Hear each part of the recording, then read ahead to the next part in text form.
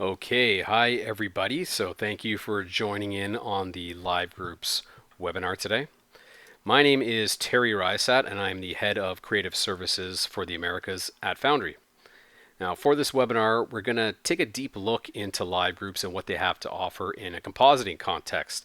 What we will be covering is the following. What are live groups and what they're used for? We're going to explore the live group node itself and all the properties within it. We're going to take a look at live groups to be used as a shared tool. We're also going to take a look at them as a shared asset. We'll also look at live groups through different examples of collaborative compositing workflows. And because of that, we're going to take a look at not only the live group node, but the live input node. And then we're going to finish off with some Python callbacks within the live group context. So by the end of this webinar, you'll have a good understanding of what live groups offer, as well as how to use them in production. Now, live groups can help solve some of today's common issues, and we can be using them to get rapid updates to custom tools. We're finding it's more common to have multiple artists work on a single shot, as well as task organization. A comp might have multiple tasks that need to be complete, and we can really segment this by using live groups. And this also allows large studios to have more controls on the pipeline and the distribution of the compositing assets, as well as studio tools. And this can be extremely useful using live groups for individuals if you have a comp that you know that you have multiple tasks that you're working on and you want to segment it out, as well as large studios. So as we work through this webinar, one thing to keep in mind is that we're going to be covering many live group concepts, and this means that you might come up with a combination of these workflows that align with your pipeline. You might have something that is more straightforward, like this example we're seeing on screen, that is being driven by live groups, or we may have something that is on a much larger scale with a full live group dependent compositing environment with live groups within live groups that are linked to different departments and different stages of production. The concept and use of live groups are completely scalable, and you can really fit in to what's needed for your production. So with that, let's go ahead and get started. So before we get hands-on with the node, let's talk about what live groups are generally. So there are two nodes. There is the live group and the live input node. We're going to cover both of those extensively. The live group can be used as a share tool instead of a gizmo. So it's a tool that we would create and we'd be sharing throughout the studio to various artists. We can also look at it in a collaborative compositing environment. So something that's very common is that multiple artists are now working on the same shot at the same time. So if we had 3 artists that were working on it, in order to get this shot complete, each one would have to write out their portion of it, and then it would be put together. Now the difference is with live groups, you don't have to do that. We can have this stream of comps that are going back and forth, as well as just being able to write out with one write node at the end. So you can think of it as a ghost script inside of another Nuke script, or true referencing of a script. And the live group is different than a pre-comp node because you can bring out any numerical data, even metadata. So really where it fills in is between the group and gizmo workflow and a pre-comp. The live group is a hybrid between that covers all the features between both of them. So it's a great opportunity to bring this into the workflow. So with that said, let's go ahead and get started. Okay, so let's look at the live group node and see how it behaves and the properties that we have available to us. For this example, I'm just going to grab any nodes. It really doesn't matter for this. What we want to do is just see the fundamentals of the live group and how we work with it. So I'm going to select these and make a live group from there. Now, very similar to a group. Now, all those nodes that we've selected are represented by a single node. The difference is we have this icon and a couple of other things that we'll talk about. We have the ability to look at what's inside of it through a separate node graph, just like you do with a regular group. And of course, if you lose that tab, you can always get it back by using the Show Edit button. Let me just park this to the side and then look at our original node graph here. So all those nodes that we selected, the blur, the color correct, and the grade are now visible here, except there's a couple of other things. We have the live input node, and then we have an output node. The live input node represents everything that is being plugged into our live group upstream. The output node represents which part of our live group node graph is going to be the last node in the chain and then continue out of the live group and continue downstream. So in this case, it's the grade node, that is the last one, being plugged into the output node, and that is what's coming out of the live group. If I was to change this to the blur node, well, now the blur node is the one that's coming out of the live group. So let me just undo that. And just keep an eye on this icon for a second because that is going to be changing over the next few minutes, and I'll explain which each one of those icon states mean, and then we'll go through it again one more time. So now let's look at the properties. We have very similar right now, up just like we do have for a group, except when we get to the properties. So let's go ahead, and I'm just going to float the properties panel right here, and what we have available to us is a couple of things, and then we have others that are grayed out. So what we have available is the publish button. We have under our file here, we can browse and load in a live group. We can reload our live group at any time. We can also open our live group in a separate session. So I'm going to go ahead and start the publishing of this. Now, it's a little early to publish. We haven't really done anything inside of here, but that's okay. We could be publishing now. We can publishing later, but we want to take a look at what this does. So let's go ahead and publish. And it is important to understand what we're doing when we're actually publishing. So when we publish, we're taking the current state of our live group and all the nodes and their property states, and we are writing them to disk at a file location to an NK script. So I'm going to go ahead and I'm going to take all those nodes, I'm going to write them out as a live group onto disk as a .nk script, and I'm going to say OK. So it's also very important to understand that publishing doesn't add the contents of our live group to this current script. Instead, what it's doing is it's reading all of these nodes that are inside of the live group from an external script. So they're not a part of our script until we tell them to, and we can tell it to by making them editable, which we'll look at in a second.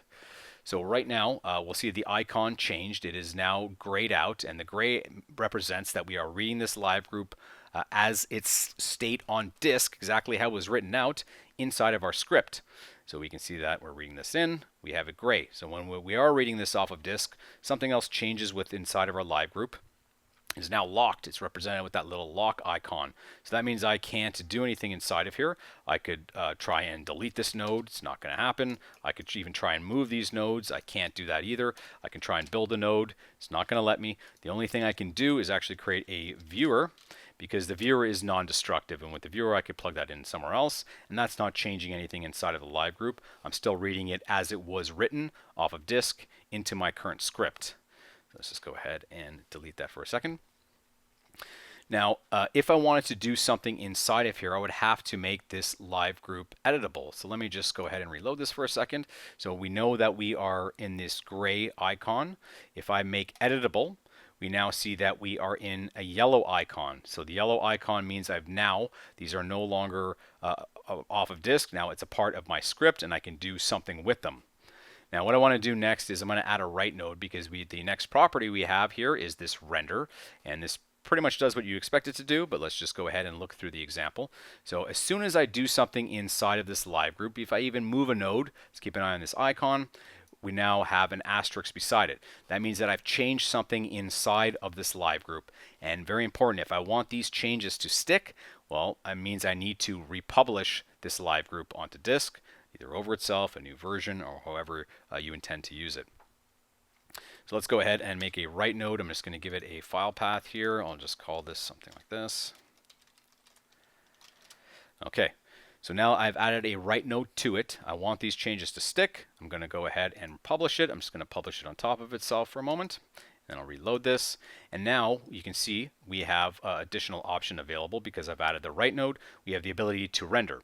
So just like you expect, if we have a write node inside of here, we can render that write node out.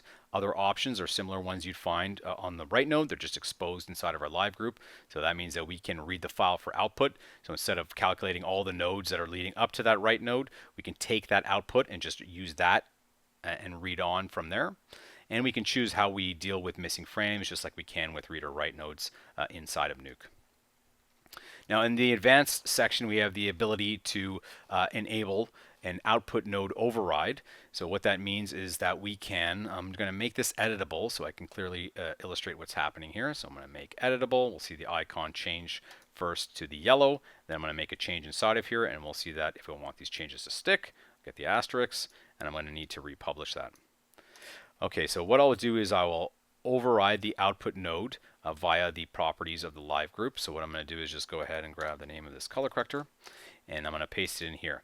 So I'm going to enable, I'm going to paste. Before I hit enter, let's just keep an eye out on where this output is plugged in. So over there, I'll select it, and now we can see that it's jumped over to the color corrector. If I was to grab the grade node and do that instead, it'll jump back and the grade will be the output. So this section obviously can give us a advanced option to override what the output node is, but we need to be in an editable state for that to work. Otherwise, the entire live group is locked down. If I disable this, you'll see it'll jump back to the right node. And then if I reload this, we'll see everything straighten out and go to our original live group off of disk. Like that. So that it covers the properties of the live group and what we have available to us. We have this node section just like we do with every other node inside of Nuke. The live group does have the ability to copy the nodes to a group. Other than that, we have the postage stamp, hiding, and we have the ability to label, change our fonts, etc. But from there, let's just go over these icons one last time just to make sure that they're clear. So when we have a live group that we're reading off of disk, we have the grade icon. If we make it editable, we've brought those nodes into our script, and now we are using them inside of our script. If we change anything within our live group, we get the asterisk letting us know, hey, you've changed something, and if you want these changes to stick, you need to republish.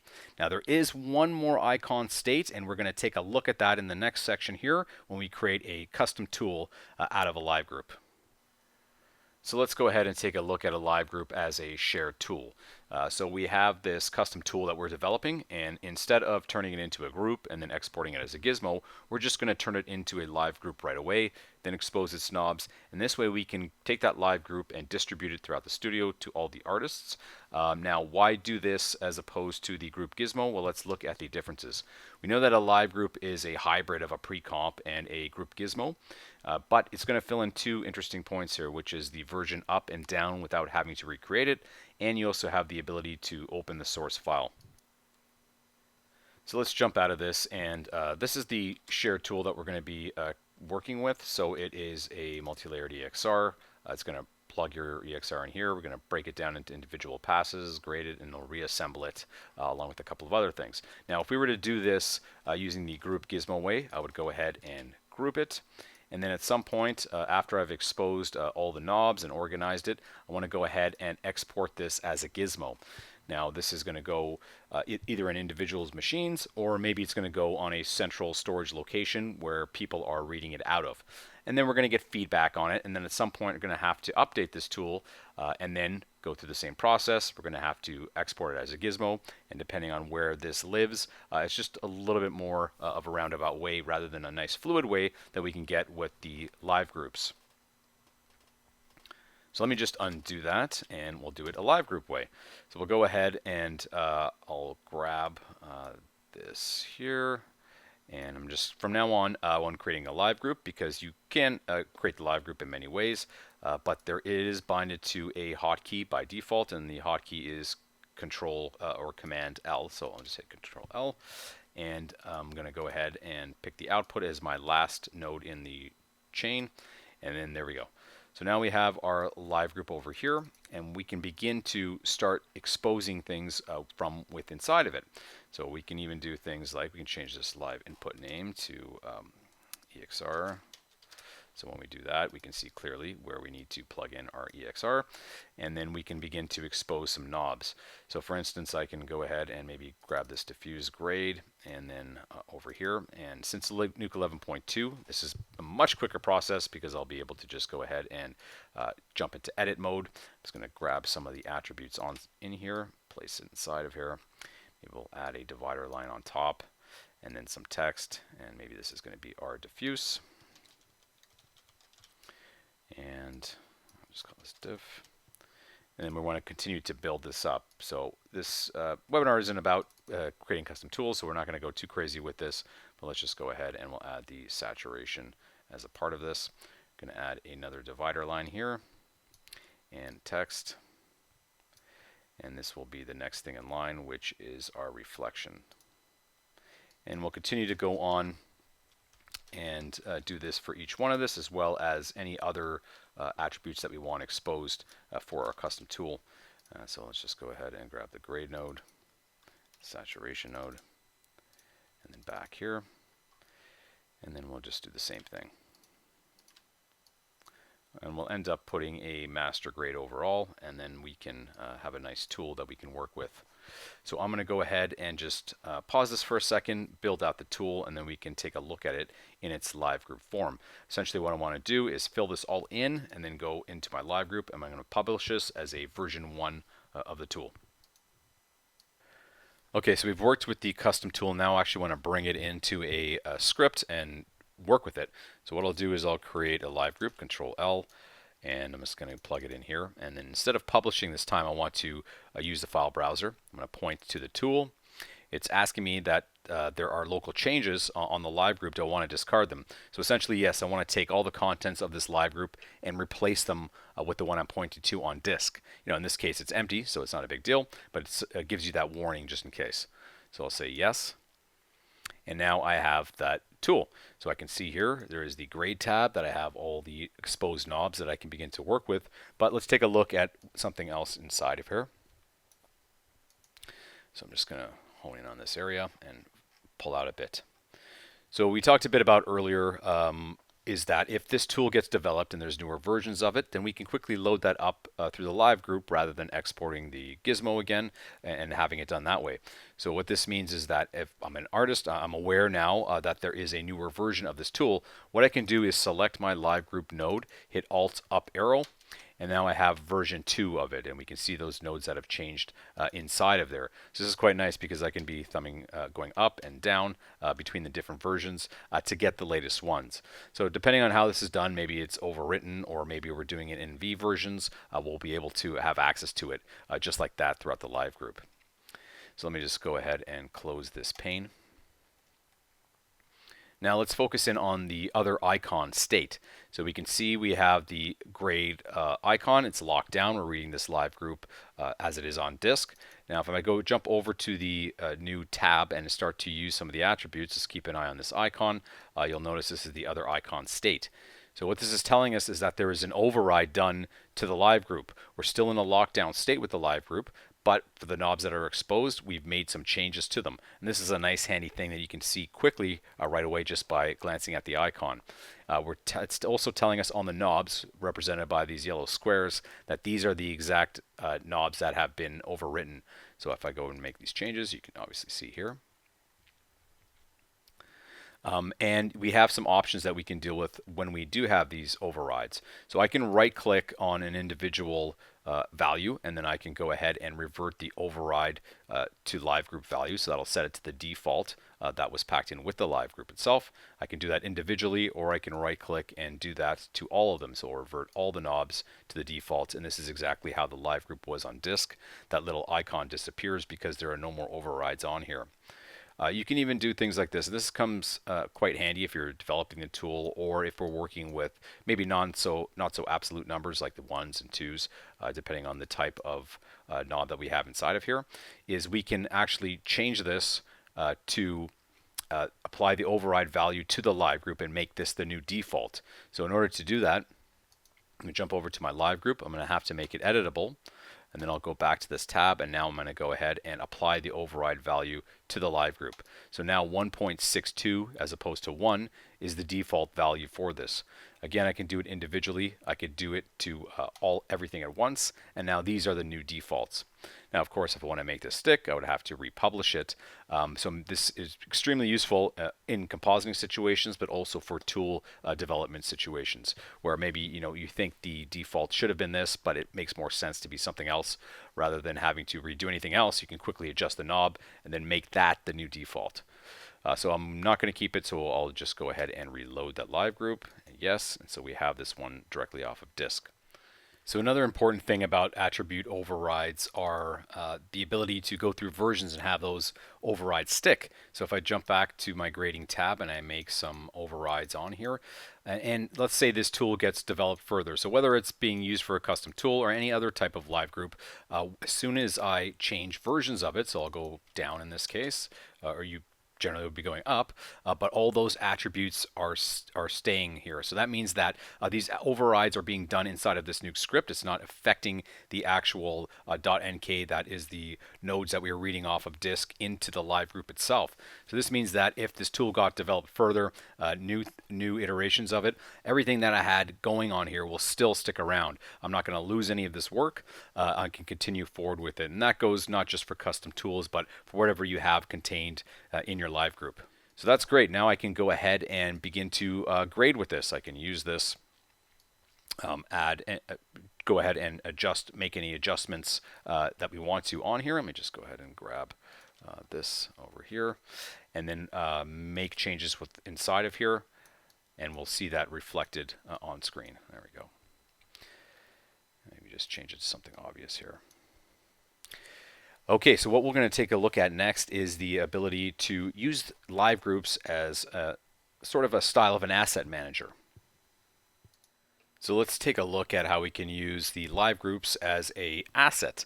So we have this script, and there are a bunch of stock footages. Now, rather than me browsing through the File Explorer and playing them first in an external movie player, and then deciding which one I want to try out and bring it in, I can have these all contained within a live group to make the asset much more usable and manageable.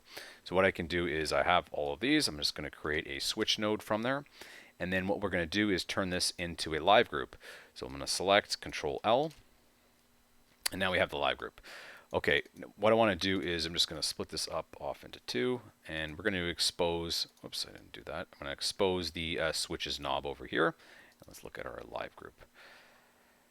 So I'm going to get the switch, get the live group, jump into edit mode, select my switch knob, bring it inside of here. Let's name it like Fogg type. And this is coming from a switch, so I'll leave that. And then if I jump out of here, now this is all contained within this single live group. We have the switch node as the output, and that means I can go ahead and thumb through all the different ones. We can see what's happening inside of the live group. It's doing the switch between all of them. So maybe we want to take this even further. I'll put a grade node, and in the grade node, I'm going to just grab my live group. I'm going to expose some knobs from here. So maybe I'll just add a divider line below the Fogg type, grab some of these, place it inside of here, and maybe the mix. And then I can go ahead and let's call this our Fogg asset right here. So it'll just be Fogg, and this will be our Fogg tab.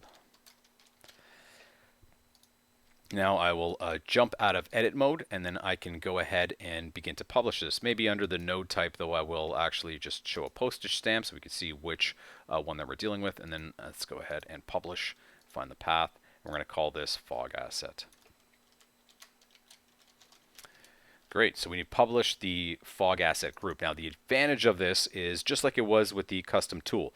This is my starting library of Fogg, but as more things get developed, maybe we have some CG Fogg, maybe we have additional stock footage that has come in, we can go in and expand this library out and then continue to plug more things in. We save it as either on top of itself or as a new version, and in that case I can just go ahead and alt version up. Now artists have access to the expanded library rather than just dealing with that single one. So a nice advantage of working with stock footage, assets, any types of things that you have inside of here. Maybe it's different 3D setups, maybe it's different projection setups. You can have that all packed into a live group that we can be exposing certain knobs from and then loading into here. We even have just some dust in here. Maybe we could create one for that, have a dust asset, explosion, fires, etc. You get the general idea, but it's a nice way to use live groups to control assets as well. So next we're going to take a look at collaborative compositing workflows and all the different types, and also begin to look at the live input node. So let's begin to explore different collaborative compositing workflows using live groups. And the approach we're going to take and the workflow we're going to take is using a master script. So that means that we're going to have all the assets in a master script, and we're going to create live groups out of them. So this might be a plate that needs to be keyed, something that needs to be rotoed, a camera that needs to be tracked, or maybe CG that needs to be integrated. And when we create these live groups, we're going to have that .nk on disk.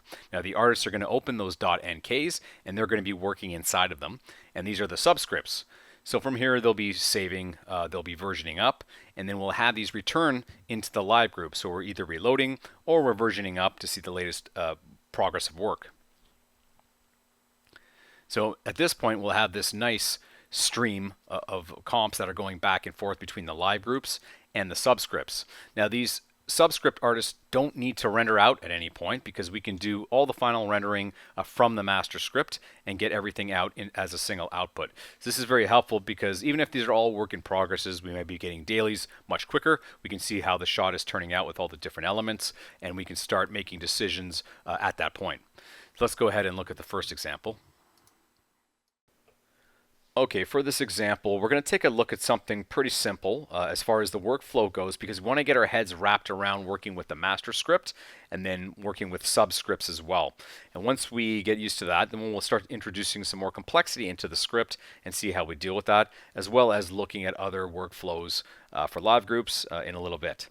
So let's look at this shot that we're going to be working on here. So we can see that we have some CG, we have a plate, and we're going to have to do some compositing in here. If we look at the plate itself, we see that we have some tracking markers that need to be removed. If we go ahead and look at the CG, well, we are very far from it being integrated, so a lot of work is going to be have to be done on that before we can continue on. So what we'll do is, as a master script, we're going to create live groups. So we'll have one for the plate, one for the 3D, and then on this side we have some auxiliary information that's going to be useful for everybody. We have a camera track, we have some mats, so we're going to package all these into individual live groups for the shot. Now, once we return everything inside of here, we'll be able to write out quickly. So we're going to do the final grading inside of this script. And the nice thing about this is we can start getting returns on the work very early, start making dailies out of this, and see if things are working. Do we need re-renders? What's going on overall as a shot? And then we can make those decisions much earlier on. Again, we won't have to wait for everyone to render out. We can just go ahead and decide to do that from here. So let's deal with the plate first and foremost. So we're going to make a live group out of this plate. We want to remove the tracking markers. So we've left some notes here, some additional tasks that will be coming in a little bit later on. But a good idea would be to package in also in this live group is a write node. And the reason being is I'm not going to necessarily ask the artist to write this out, but what I want is the ability for me to have the option to write that out from the live group node itself. Now, we saw earlier on that we were able to do that if there's a write node included. And this is a good idea because if this comp gets quite heavy, these subscripts, I can at least do that. Depending on how you work, you can have the artist already doing that and have that set up. But I like that I'm doing it from the master script. I have control of the path of where it's going to go. I have control over how I want the compression to work and what information I want out of here as well. So I can set that up, package it in the live group. So let's go ahead and create a live group. I'm going to select the plate, all that information, and we're going to go ahead and publish this. So let's find a path of where we want to publish this. I'm going to put this, and we're going to name this very simple, just to keep things straight, is BGFG. So let's say this is just the BG. Of course, your naming conventions will be much more complex, but let's just keep this simple for this example. Whoops, what am I doing? That's .nk, and okay. So now we've made our first live group for the background plate. It's already on disk. Now let's take a look at the 3D side of things. So we have, a lot of work that's going to have to be done on here. Let's go ahead and package in also a write node for this. We're going to go ahead and make sure we put it in the right part of where we want it to. So let's go into the FG output folder we have.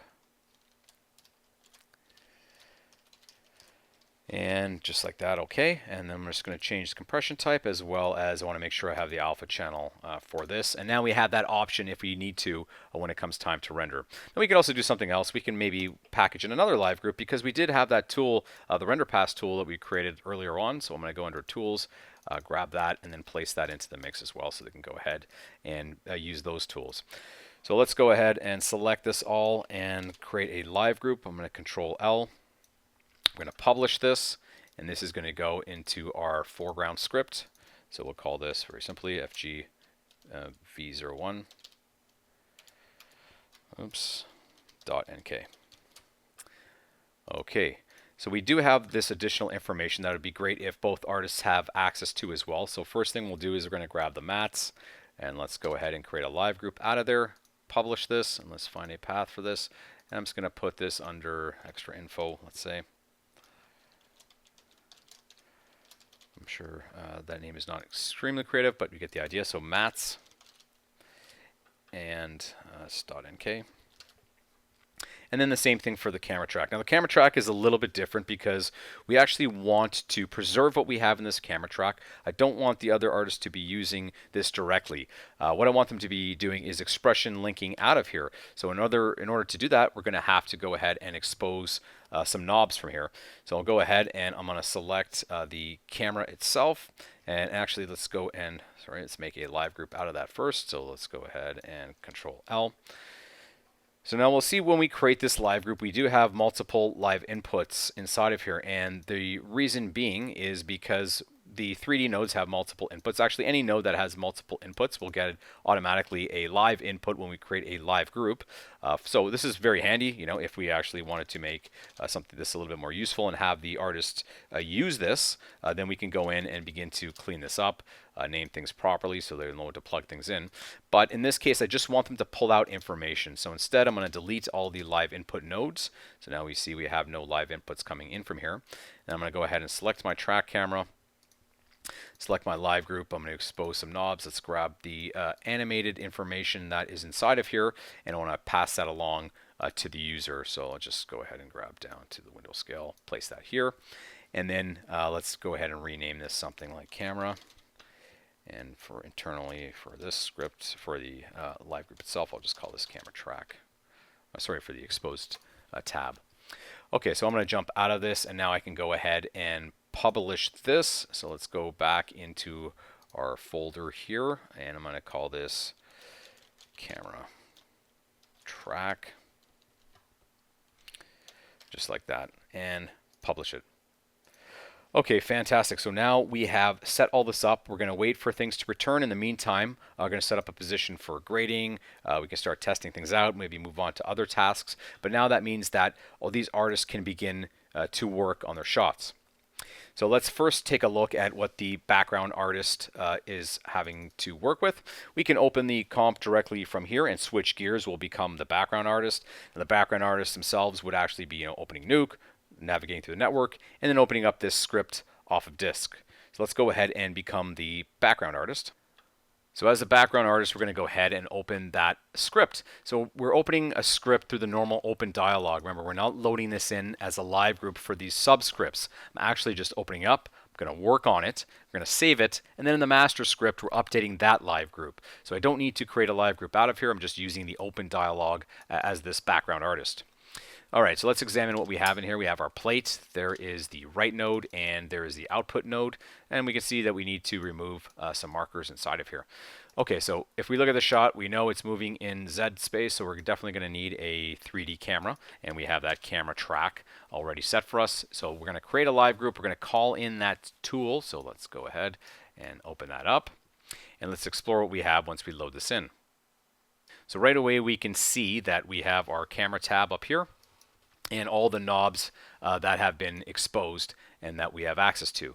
Now we're going to go ahead and create a camera inside of here, and the reason being is if something changes to this camera track, it gets refined, there's a new version of it, it gets updated. All we need to do to get that information in here is to either reload this live group or version it up to the next one depending on our workflow. But that way we don't have to worry about loading new things in through files or looking for it, etc. The live group gets updated and then it propagates. Now this is especially useful because more than one person is going to be using this. So everyone at the same time can quickly either reload or update, or the next time they open their script inside of here, they'll have the latest version of it, which is quite useful, especially it'll spread throughout multiple users. So okay, I have my camera and my live group, so let's go ahead and start making some links out of here. So I'm just going to Control Alt or Command Alt and go ahead and spread any animated things inside of here. So let's grab our focal length. Whoops. Like that. And our horizontal and vertical apertures. And the last couple of things. So any animation that we have on here. So now we can see that we've built this expression link out of here. And you can't do that with the pre-comp nodes. This becomes very handy this way because any numerical data and metadata we can pull out of that live group directly into our current script. So let's go ahead and name this something like ShotCam. And then we're set to begin to work. Now, instead of watching all that happen, I have a tool set ready with the markers removed. So let's just go ahead and do that like this. And fantastic, all the work has been done. So now what we can do is go ahead and make a merge. I want this to be my A pipe here. Sorry, this will go my B and my A. And then we have a work in progress on here where the markers are beginning to get removed.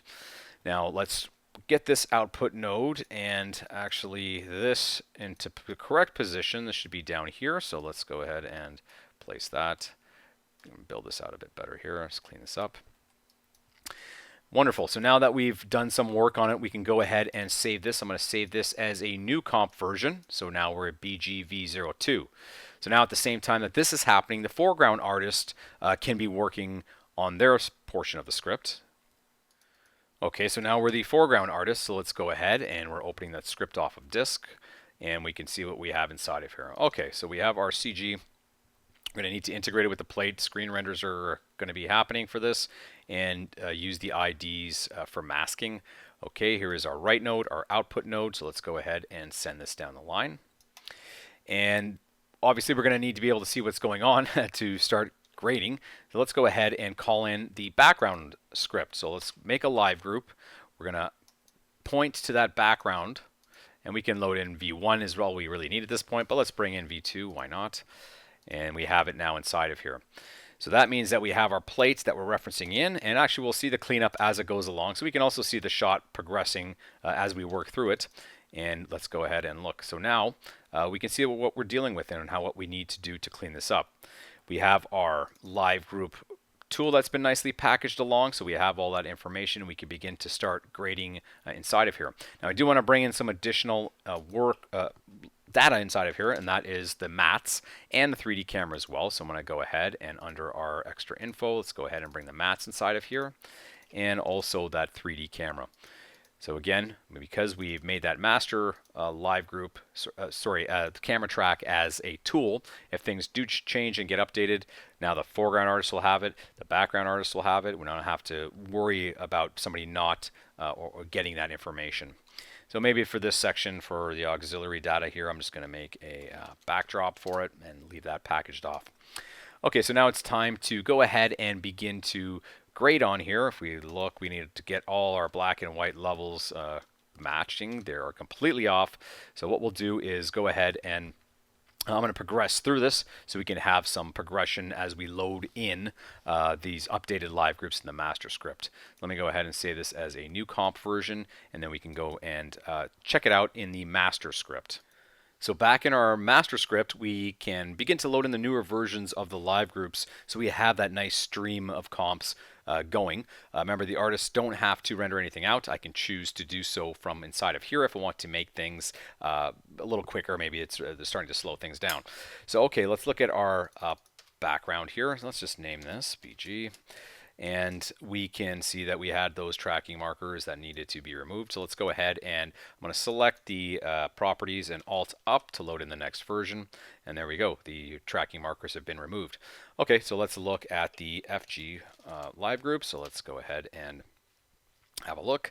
I'm going to Alt up into version 2. So there is an issue here. And the issue is that the plate is actually a part of this version 2 of the live group. We just want to have the CG. We already have our plate in its own separate live group. So let's see what happened here. Let's go and show. And if we look inside of the live group, we can quickly do that and see what is going on here. Well, the issue is that the output node, so the write and output, are after the merging of the live group with the plate. Now remember, we only brought in this plate as a reference so we can do our color grading. So in actuality, this just shouldn't be plugged into this merge. We should be plugged up over here where there's still the CG and the alpha channel. But that's okay because we can create a different output node for here. So let's just see. This is the one that it should be plugged into. So what we'll do is we'll make this editable. We will enable this and then change the output node to merge 2, and that is actually what it should have been. So now we can see how it is on top of here. Okay, great. So we can see if maybe there's more progression on here. Let's go up. We're going to just disable this and go up to version 3. And oh yeah, much better integration at this point. We have screen renders that are coming inside of here. We have some of these little renders on top of the various canisters and containers down here. So at this point, we're in a better position and the shot is progressing. So still haven't done any grading on here just yet, but let's add some more complexity into this shot. What we're going to do is introduce a fourth person that's going to be working on this script. So we'll have 4 artists working into here, and we need to get that person integrated as they've come in a bit later, and they're going to be responsible for adding atmospheric effects throughout the shot. So now that type of work means that they don't need necessarily all these assets inside of their comp, but what they need to have is this: the plate, the integration of the CG, essentially where this master script currently is.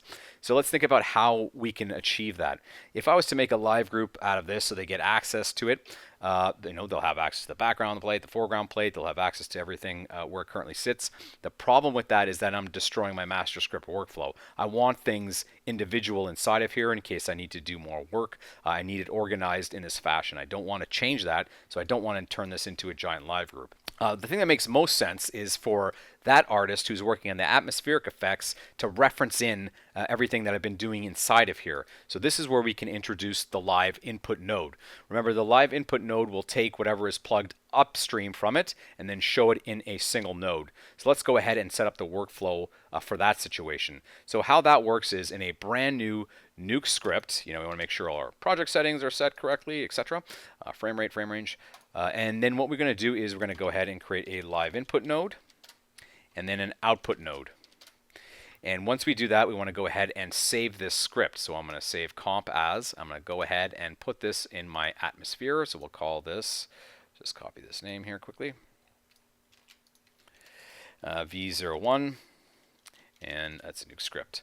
Okay, so now I have this saved to disk. I haven't done anything inside of it here yet, but I'm going to reference in the master script inside of here. So what I'll do is back in my master script, I want to set up a live group so that person can reference whatever is upstream from it. So what I'll do is for a filler, I'll make a dot. I'm going to go ahead and create a live group, and then I'm not going to publish this live group. What I'm going to do is point it to that script that was saved called atmosphere. So now in here, I've created a live group. It's pointing to that empty script for the moment, but that's okay because that's going to give the ability to see whatever is upstream from here. So they're going to be referencing the master script in. So I'm going to save a new comp version. So we're now at version 3. Now back in my atmosphere script, in my live input node, I want to point to the master script, right? I want to reference in the master script. So let's go to the master script, V03. And then from there, let's go ahead and look through it. Now, there we are. What I'm seeing is everything that was in that live group, right, upwards. So what I'll do is actually just name this correctly. So I'll call this atmosphere merge, even though it's not, I might just call it atmosphere. Make it simple. I'll save this. And then back in my atmosphere comp, I'm just going to go ahead and reload this. And we can see the live group that we're pulling in. So now it's updated to the latest name here. So we're pulling in that atmosphere live group. We're referencing it through the master script. And then now I can go ahead and continue. The output of what's being plugged in here is the result of what's happening in the live group in the master script. So that means now what I can do is go ahead and let's call in our shared tool that we made. So let's go in and grab that extra info, the Fogg asset. I can go ahead and merge this inside of here. And this is going to be a screen merge. And let's go ahead and see where we're at. Now we're going to need some more complexity to this. We can start to pick out what looks good for what type of atmospheres we're going to be using inside of here. But we're definitely going to have to call in the 3D camera, something like this, because the shot is moving. We're going to need this atmosphere on cards, maybe using the Z depth to help us blend throughout. Maybe if we render it in deep, we could be using deep compositing as well. So from now on, the artist can begin to work. So what I'll do is I'll go ahead and save this atmosphere effects back in our master comp. We can go ahead and reload this. And now we can start to see inside of here some of the fog that is happening. So at this point, we can continue to progress further. I'm going to go ahead and bring in also some of the grading nodes, and then we can finish off this shot. So back in the master comp, we're ready to wrap things up. So we had 4 different artists working on this shot, and now we can go ahead and just get the latest versions and finish it up. I already have the grading happening inside of here. So we are ready to get this out. Now, what's been nice about this in the meantime, as these versions have been progressing, I've been able to write this out to disk. I've been able to view it, see what needs to be worked on, make notes, go ahead and then update the background, the foreground, the atmosphere, and really work through it in a nice cohesive way in this nice stream of comps. Didn't have to render out of here first and then there first. I kept everything in control in this master script, and then as things returned, I was able to update. So let's update the actual foreground to the next version, so version 4. That's great. So we had between 3 and 4, you can see the actual mats were coming into play better and putting things behind the areas that they're supposed to be. And then let's finally upgrade to version 5 is where we ended off with this, with the final fixes on everything. Now, nice thing also I was utilizing was this render button. So rather than rendering out in the other comps, I was rendering out in here. So I've already rendered this one just before starting this off screen. So I can read that file for output now. You see the live group turns green, means that I'm reading from that right node that was inside of the live group, which is great. So now let's go ahead and go up with the background, just a couple more fixes to some wall shadows and adding some additional just fixes overall on the plate. And then the atmosphere. Okay, so remember the atmosphere was coming in from the live input node, so we were able to reference in this entire master script into another script and use it that way and build up these effects. So now we have the atmosphere represented by this node. Let's go ahead and version up to the next version. Much better. We have it integrated. We can see a little bit in front and behind using the Z depth as well as other compositing tricks to get everything nicely inside of here.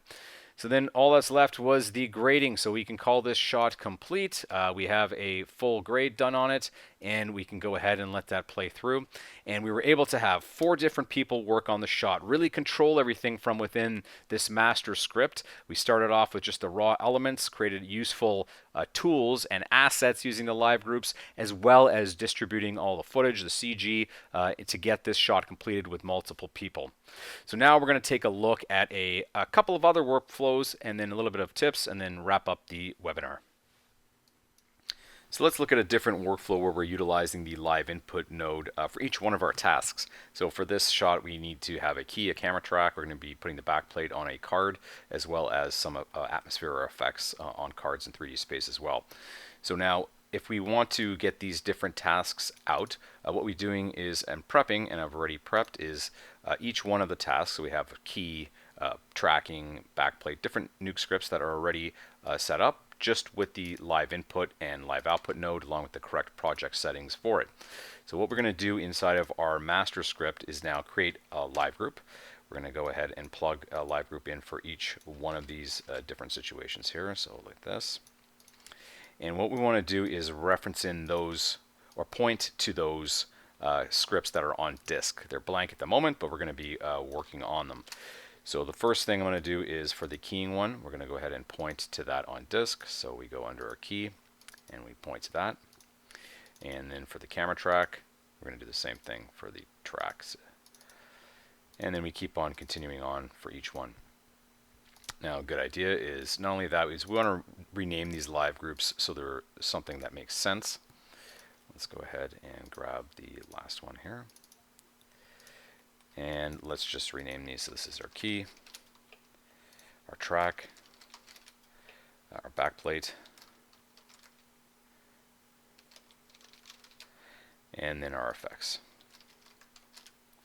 So what I want to do now is go ahead and save the master script. So I'm just going to save it. And then if we go into our initial keying one now, so we open up the keying and the artist is going to begin to work on it. They have the live input node, and what they want to do now is go ahead and point to the master script. They want to reference it in. So they're going to reference in shot 1 master, and now they have access to the keying live group. So then that means they have all the information that they need in that live input node, and in this case it's going to be the plate. So the idea is now we can go in and begin to build out our key for this and any other tools. Maybe we have a custom keying tool already set up inside of here that's being plugged into the output. And then we'll begin to version up this comp. So we want to key V02, 03, etc. Now we're going to repeat that for each task. So the tracking, we're going to start building our track out of there, and then our master script will be able to expression link the camera data out of there if necessary, as well as for the backplate, getting it in 3D space, and then the effects.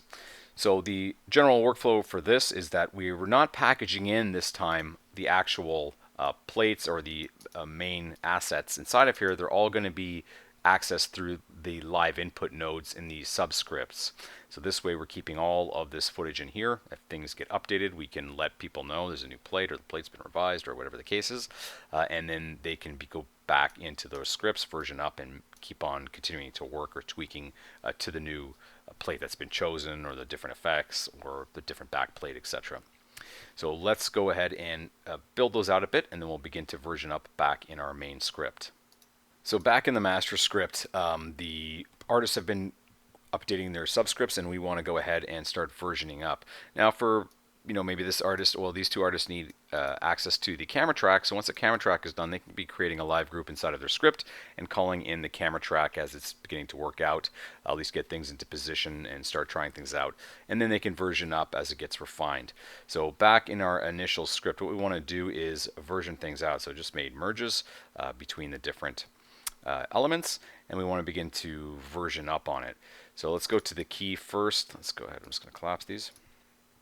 And then I'll just alt up over the node here and go to version 2. Let's take a look. So this is our version 1, which we started off with our plate, version 2, and then let's go to version 3 where things get cleaned up even further. So we can begin to place things on here. Let's do the same thing with our backplate, going to version 2. So let's begin to have a look at that. And then even our effects, let's version up to the next level as well. And so what we're doing this time is we are keeping all of our actual footage inside of there, as we talked about before, and then we're versioning up so we can begin going in and getting our final grade and writing this out to disk. So a different approach rather than packing everything in with the same result using the master script and then calling things back in. So now let's take a look at another thing, and that is taking a look at the same situation, except we're going to be using live groups, not the live input route.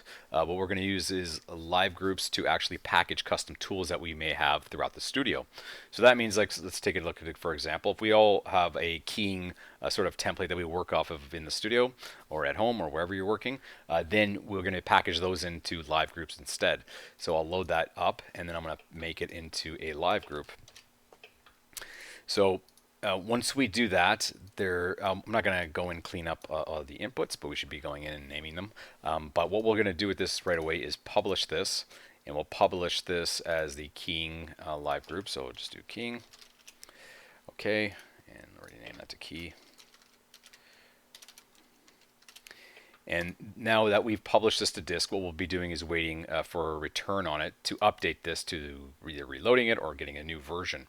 So what does this mean? It means that that artist is working on a fresh Nuke script, and what they're doing is they have the plate that they know what they're working with. They're going to create a live group, and they're going to call in that keying live group that was created. So that means that they now have access to all the tools inside of our custom setup. But the difference is that they're going to be making this editable. They're going to be working with the tools inside of here, all the different nodes inside of here, to get their end result.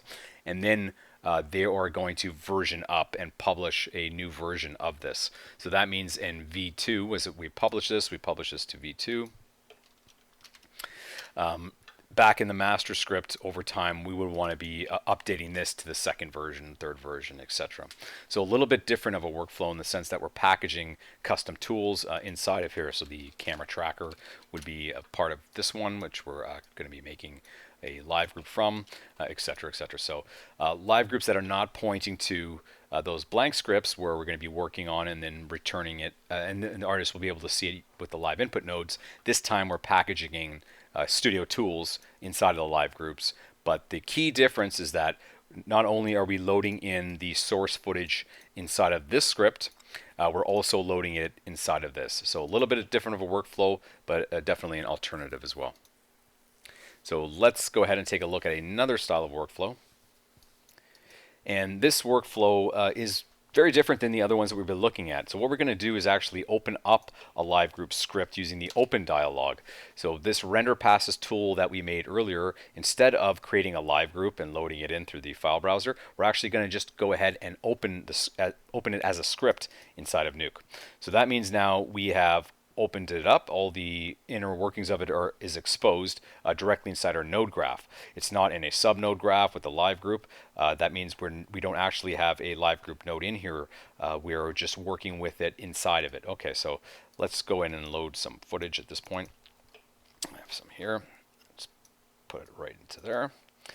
Okay, great. So now that means that we have our node graph exposed. We have our custom tool loaded in, but there's a little bit of a difference. The difference is, I don't want to have to go in individually for all these properties, because there was time spent already having that done, right? Like there was the tool that was set that has all those properties on one single pane. So you actually do have access to all of that, because what we've done when we've loaded this in is we, in our project settings, if I just click over here and hit S, you'll notice that we also have the grade tab that was exposed. So in our settings now, we have access to all those custom tools or the custom knobs that were built out for this tool. The big difference is that we are actually seeing the inner workings of it. Everything is exposed and not collapsed into a single node. And that means that we can go in and add any additional nodes that we want to fix for each one of the avenues. So whether that's something like this, where it's breaking down passes, or whatever the case is, whatever type of workflow it is, loading the actual tool in as a script, you have access to all of it, all of those exposed knobs in the settings. Now, the trade-off with that is that you'll notice I've been moving these around, and since it's not contained in a live group, I'm not getting the attribute overrides on top of here, the live group overrides, and that is a bit of a difference. So it's nice that you can work this way, but it is a trade-off by not being able to have access to the overrides on here. So definitely a different style of workflow that can also be useful, and it really depends on how things are set up or spread out to artists throughout the studio. Okay, now the last thing I want to talk about in regards to the workflows before we move on to the next sections, I just want to circle back for 1 second and talk about the live input to make sure that all the avenues are explored and that you're aware of all the possibilities. So what happens if we have live groups that are created inside of here? There's nothing inside them, but we're pointing to the same working file. In other words, we have a Nuke script with a live input and output. We've saved it out to disk, and all those 4 live groups are pointed at it. Now, when we go ahead and select this live input and reference in the master script, we have different options that we would normally see. And what that means is that now we can actually choose which live group that we want to be represented by that live input node, so we can go ahead and toggle through them. So I just wanted to show you that, as you may find this useful in a different style of workflow, or if you're ever using the live input node and you want to be grabbing in different live groups from it. This is also a possibility. So with that, we'll wrap up the workflow and move on. So those are the various ways that you can create live groups and use them in a collaborative way. So whether you're using the live input or the live group, and you can use a combination of any of those workflows, whatever makes sense for your pipeline. But also there may be completely new avenues that can be worked on and thought about using live groups. But those are some pretty common ways that you can be utilizing the live group and the live input node. Now, we talked very early on about how you create a live group, and it's pretty straightforward, right? We grab some nodes, we go ahead and hit Control L, and then we begin to arrange the nodes, publish it. But you can actually create a live group in a different way as well, and we can do that by actually just making sure of 2 things. So what we're going to do is we're going to save this as a Nuke script. We're not going to create a live group node, and we're going to publish it. We're going to do it just directly from this script. And you might be doing this because you just want to get going on a tool. You don't want to even create the live group, and you just want to start going and then saving. Or maybe you're joining into a master script later on. In other words, you're working externally, or you've been working on this for a while, and now you want it to be a part of the live group. So how you can do this is, all you got to do is make sure, and we'll use the custom tool as the example, is we're going to get rid of the footage for a minute. We've already planned out our tool. I'm going to make sure that I have a live input node, and then I'm also going to make sure that I have an output node at the bottom of it. Now what I want to do is just save this as normal, and if you notice, and if you're go ahead and hit S to get your settings, we have an option, is live group.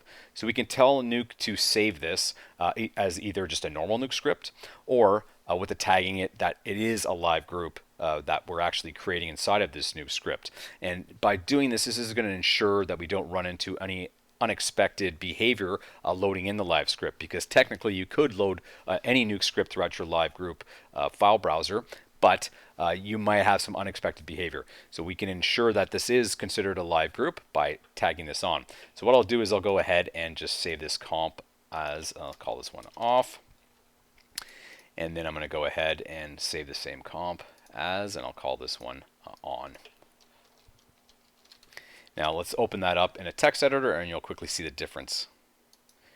So here we are. This is the off Nuke script, and we can start to see the familiar information that we have inside of it. But if we look at the one where we selected is live group and that was turned on, you'll notice right away that there's big difference down here, right? So we have the live group info, which is not included when we normally save a Nuke script. So this is another way that you can also be creating live groups without packaging them into a live group node and exposed, which is the standard way of doing it. But just in case you are working on a script or a custom tool, maybe you were working on it before live groups were introduced, you can always save that out as a live group just by hitting that switch. So I think that wraps up about the most of the content of what we're going to talk about. The last thing we're going to take a look at is some Python inside of the live groups. So before we wrap up the webinar, let's talk a bit about what we have available through Python with live groups. If you're using a Nuke version before 11.3, this will be a different experience because all of these actions are now controlled with the API, and the old callbacks were actually on the live group node itself. So those have been removed and replaced. So the new functions are listed here. First one is we can go ahead and make it editable. It used to be called make local previously to 11.3. We can check to see if a live group is published, and we can return a Boolean on that. We can also check to see if the node is locked, returning a Boolean, as well as modified, again returning a Boolean. We can also apply and revert overrides through Python, so we can do applying on a knob, reverting knob basis as well. And a couple of more additional things that maybe you'll find useful is the ability to remove callbacks through event ID, and as well as clearing the callbacks. So now let's go ahead and put one of these into practice. We'll just try this live groups modified. So what we're going to do here is we have our script editor open, and what we want to have a look at is if one of these live groups has been modified. So that's what we'll do. And if it is, we'll tell the node to change one color, and if it's not, we'll tell it to change it to another color. So what we'll do for this is just to make sure we modify some of these. So I'm going to make it editable, jump inside of here and just move something around. That's fine. So now we have the asterisk there, and I'll do the same thing with this one. So I'll just go ahead inside of here. I'll make this editable and then move something around here. So now we have the asterisks on both. We can begin getting our scripts going here. All right, so let's begin writing out our script. Now we're going to be doing this by the selected node and check if that selected node is modified. So we'll call our object that we have selected n. So we'll be nuke.selected node. And we'll bracket that up. And then from there, this is where we're going to use that callback. So result of this, and we're talking about our n object, and we want to use that modified. We want to check if it's modified, and let's spell modified right to make sure that we get this. There we go. And let's see, and if it is modified, so if the result of that is true, well then we're going to tell it to do something, and what we're going to do is change the color of it, right? So we have our n knob, and we're going to use the tile color. So we'll go ahead and use the tile color. And we want to set the value of this tile color. So let's go ahead and set the value. And we'll give it a value in a minute. Let's just go ahead and copy this out. And if it is not modified or any other situation, then let's go ahead and give it a different color. So I have a couple of hex colors that I have saved. I'm just going to go ahead and paste them in here. And then let's go ahead and try and run the script. So you have to excuse me, my Python knowledge isn't extensive, so hopefully this all makes sense when we go ahead and it actually works when we run it. So essentially what we're going to be doing is if we have a node selected, we want to check to see if that live group has been modified to the live group callback. And if it has been, we want to change the tile color, so the node color here, to yellow. And if it's anything else, if it hasn't, then we want to change it to blue. So let's go ahead and run the script. And all right, it worked. So there we go. It is now yellow. So let's just copy that. And we'll try it out through the rest of them. So let's go ahead and paste, and we're just going to run that. And so we have that one is blue. It has not been modified, and let's paste it in there and run that as well. And this one should turn yellow. Okay, so now we can see which ones very clearly have been modified, which ones have not only by the icon, but we've changed the entire color. Now, I'm using this for a simple example. We're changing the tile colors, but you could be stringing in a whole bunch of commands if necessary. So there's a lot to explore using the Python and live groups. So that about wraps up the webinar. So thank you very much for watching. We covered a lot of information, and I hope it was useful. Take care.